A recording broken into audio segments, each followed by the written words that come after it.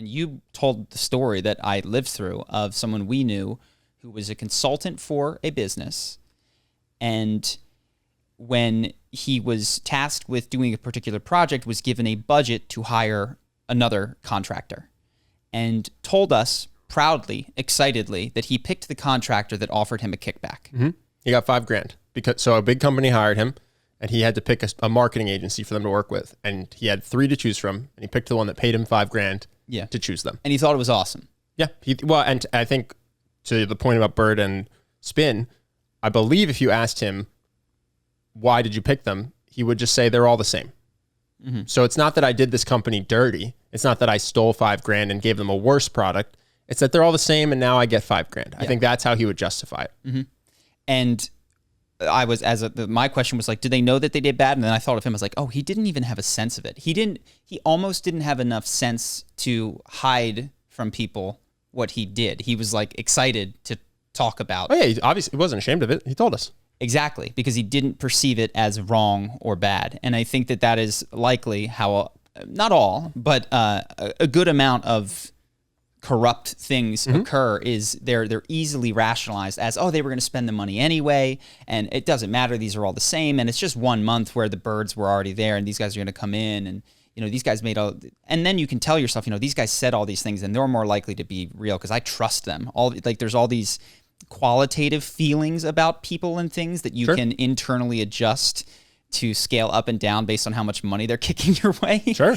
And I think that's what happens. Your brain does you the solid of being like, I feel like that guy with the money's trustworthy.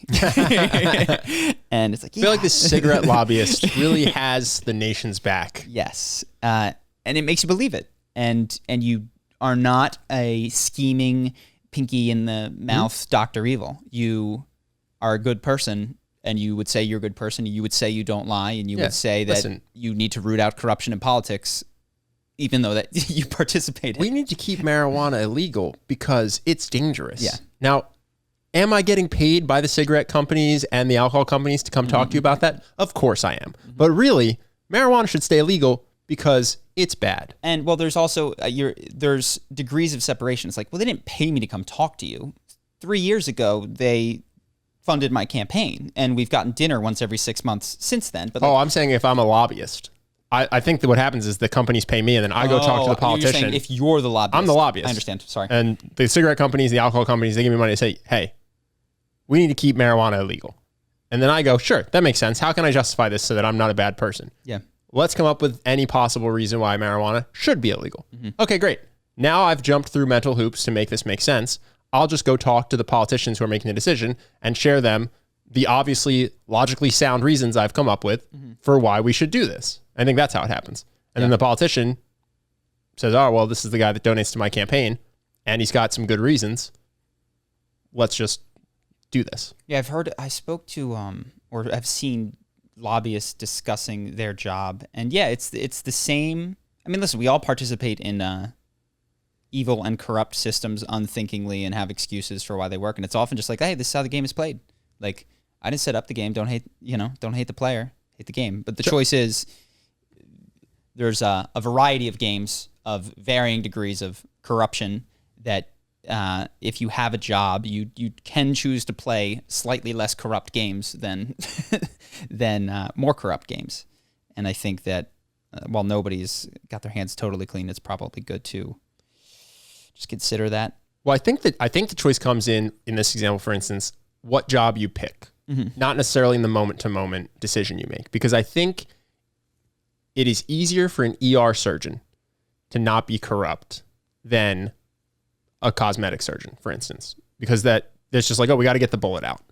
And I'm sure people have anecdotes of how this isn't true, but at least my experience is that it's when it's an elective surgery to fix a partially torn ligament or a broken nose that all of a sudden it's easy for a surgeon to convince himself that you need more work than you do because it just happens to enrich him. But really also you just need more work than you think you did when you walked in the door. Yeah, yeah. Whereas you didn't walk in the door. You came screaming in the door on a stretcher with a bullet wound.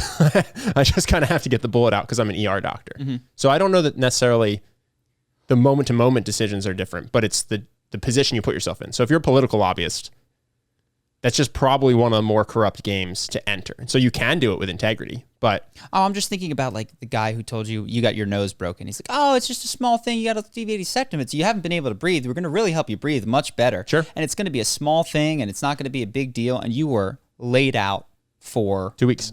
Yep. With a messed up nose that didn't need to be as messed up as it was, and he made an extra several $1,000s. Yeah, I had a broken nose, and all I wanted was a closed reduction procedure, which is not even a surgery. They just basically put a screwdriver up in your nose and then crack it back in place. But they make you unconscious because it's going to hurt a lot. And he was like, oh, well, while you're under, the punch you took that broke your nose also deviated your septum, so we should fix that. It's no big deal.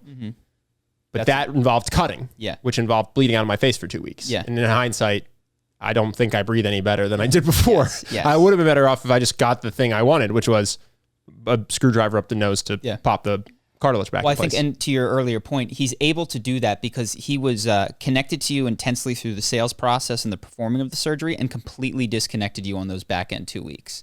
You know what I mean? Oh, yeah, he didn't have to take care of me. He didn't have to look at you, see you, be confronted with the cognitive dissonance of this is not a big deal, and you just like messed up as you were, unable to do anything. And I think that... no, what he got was I came in a month later for the after photo. So he got the before photo of the broken nose, and then a checkup a month later, which means 2 weeks were rough and then 2 weeks were fine. And then I show up, he goes, how you feeling now? I go, well, now I feel fine. It's great. Let's take a photo. You look great. And this is why, I mean, Nassim Taleb talks like you need decision makers with skin in the game. You know, like that guy needs to also be getting paid, or he needs to either be your bedside nurse or receive more money when you get back to work faster. You know, like he doesn't have skin in the game of the promise that this is not a big deal for this surgery. No, he needed it to look good in 1 month because he always does before and after. So that was his incentive. Get as much money as possible. And in 30 days, this needs to look good. Yeah. Those were his two goals. Yeah.